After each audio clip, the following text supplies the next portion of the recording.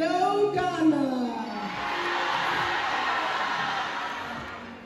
You have been so amazing. You have warmly welcomed me. You are so hospitable, and I just want to say, Medase.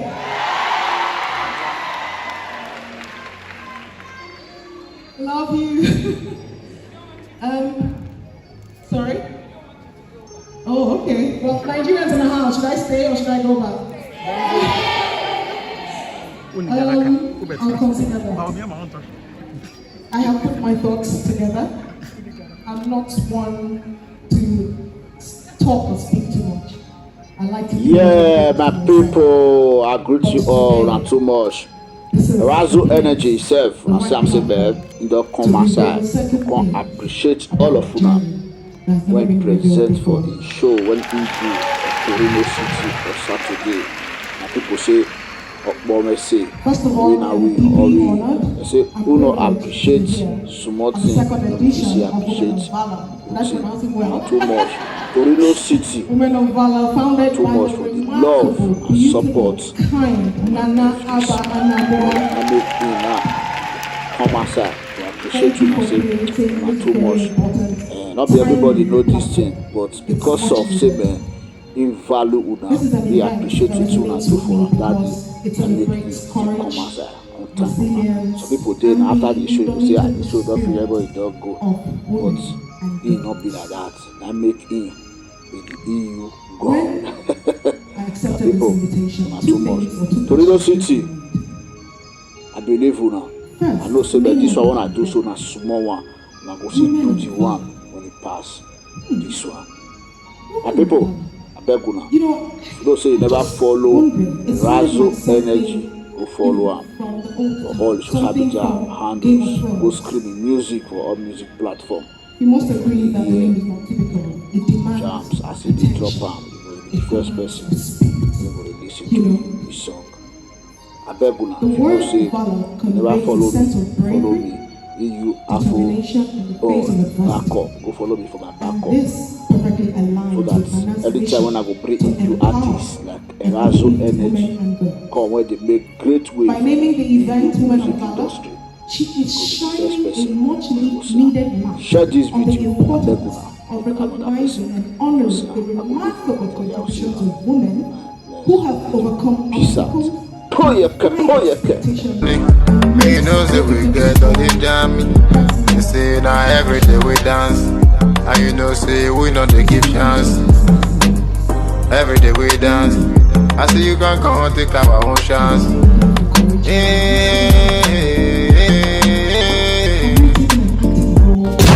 In my own goals and aspirations, have I crushed a few of those stereotypical perceptions of women? As I reflect on these questions, I am reminded of the popular saying by Eleanor Roosevelt: a woman is like a tea bag. You can't tell how strong she is until you put her in hot water. Isn't that right? Let me share a small snippet of my own hot water moments traversing the film industry in Nigeria. My mom said when she gave birth to me, I literally came out of her stomach singing, dancing, and it was like lights, camera, action in the world when she gave birth to me. And then growing up, I was captivated by the allure of television, the magic of storytelling. In fact, as a baby, I remember my older sister telling me that I would watch every and anything on television, and I will have this very serious stare, even when they're talking about if it's news or shows, things that a baby doesn't have any business with. I'm staring at the television with serious, deep concentration. So they started calling me TV eyes from when I was a child. And then I dreamt of gracing the screens, captivating hearts with my, dramatic performances. I used to perform a lot for my sister's friends. They'll come to the house and they'll be dashing me small money and biscuits and sweets and tell me to perform for them. Or, do something now, act, dance, sing, And then I carried on doing that. But you see, back then, the respected professions were, the medical practitioners, lawyers, engineers, architects. Actors were seen as wayward and unserious. Like we didn't know what we were doing. Who were these layabouts that don't have sense? Oh boy. My dream seemed unattainable at the time. But you see, what prevented me from giving up my dream were two things. The unwavering support of my mother. Another woman, my mother.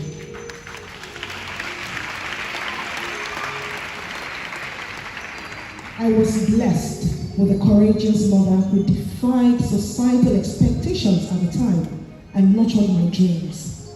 Her support was a guiding light, propelling me forward even in the face of uncertainty. I found out recently, because I always wondered, where did this talent come from? My older sister told me, about 4 years ago, that my mother actually, at the age of 20, wanted to become a photographer. But her father refused because it was a taboo for the first daughter to be doing photography. So that just put everything into perspective, like I now understood. It felt like she wanted me to live this dream of hers, Now, fortunately today, everybody believes content is king. I see young people creating content and their parents see a future in the industry, but that wasn't the issue, wasn't the case back in the day. Sharing my mother's story, my mother's support story, just to say that one day you might be the courageous person who supports another woman's dream, even if it's not your own child. You might be the shoulder of another woman to lean on. Serena Williams tells us every woman's success should be an inspiration to another. We are strongest when we cheer each other on. I have been in this hall since, let's say, the past 2-3 hours, and it has been so electrifying having women speak, connecting, engaging, inspiring, motivating. My goodness. Nana, I don't think you know what it is you have created. You have created something magical, and I thank you for that. Now, the second factor that kept me going was my unshakable belief in my dream of becoming an actor. Simply holding on to that dream required courage, especially, considering the uncertainties of the path ahead. Despite having parental support, embarking on this journey demanded courage. I went to study theatre arts in University of Port Harcourt, and I majored in acting. In fact, I was actually the only student who majored in acting in my final year.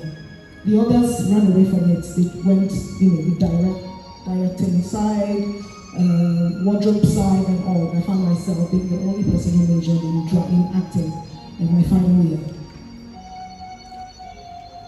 Luckily for me, my first role in Nollywood was pure luck. After struggling for a few months in Lagos, I ran into an old student of, who studied theatre arts in the same University of Port Harcourt, theatre arts department, but he was a few years ahead of me. His name is Basoj. Well, his name is Baswe Italia, popularly known as Basoj, is a comedian. So I ran into him in Lagos after months of struggling and trying to, get a part of the film. And then he says to me, I'm looking to cast an unknown actor in this story, and I think he fits it perfectly. So, I thought it was a joke. Luckily he gave me the script, and that's how I went on to do my first lead role in Nollywood. In fact, my first movie in Nollywood. Okay.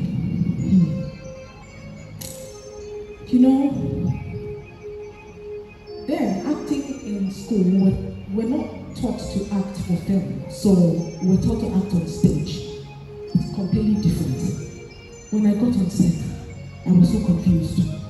I did not understand what I was doing there, but thankfully, Basoj was very patient with me. He guided me through it, and he told me that, look, on stage, we're taught that it's good that you should exaggerate when you're on stage, doing drama, being, larger than life. But in front of camera, it's very subtle acting. So I had to to learn all these things afresh, even though I had studied theatre arts in school.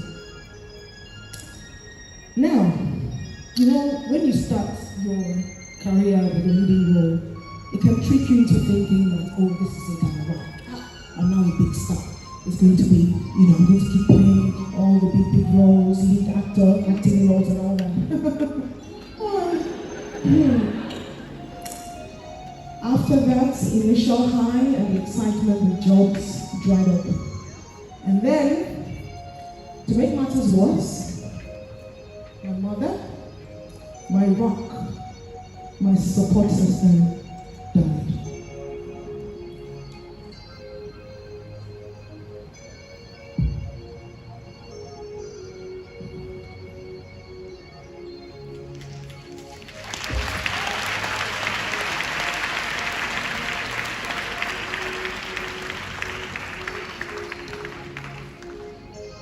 I'll never forget the day in 2001 when I watched her die.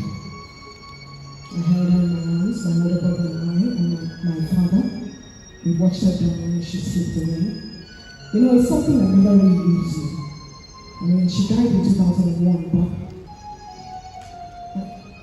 I think about a week ago, I still thought about her and the tears came again. It never leaves you, to be honest. You get stronger, it gets better, but it never leaves. Well, it was just unbearable for me because for me, I felt like she was supposed to be here celebrating with me, watching me chase my dreams. She was part of this process, She made sure each time I go to school and come back, I'll do my homework and then she'll prepare me for children's variety programs where I go to perform during the weekends. So she was very, very instrumental to who I am today, And then after that, I was in a bad place. I felt like there was no reason to keep going on, I remember being on the plane, going back to Lagos after she had passed. So she passed in my state where I'm from, Imo State. And then we had to go to Lagos and get necessary things to come back and plan the burial.